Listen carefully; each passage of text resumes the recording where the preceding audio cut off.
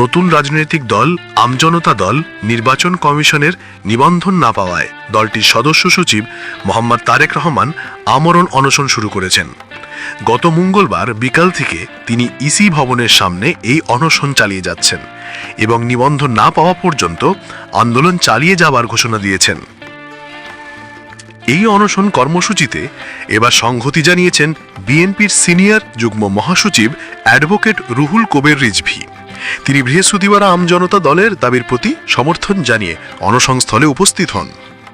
বৃহস্পতিবার 6 নভেম্বর সন্ধ্যায় বিএনপির ভেরিফাইড ফেসবুক পেজে প্রকাশিত এক ভিডিওতে দেখা যায় রিজভী আমজনতা দলের নিবন্ধন দাবিতে অনশনরত মোহাম্মদ তারেক রহমানের পাশে অবস্থান করছেন এবং তাকে বিএনপির পক্ষ থেকে সংহতি জানাচ্ছেন। এ সময় বিএনপির এই সিনিয়র নেতা বলেন, তারেকের আমজনতার দল নিবন্ধিত হয়নি। আমি দেখছি কিছু গুরুত্বহীন দল নিবন্ধিত হয়েছে, কিন্তু তারেকের দলকে নিবন্ধন দেওয়া হলো না কেন আমি বুঝতে পারলাম না।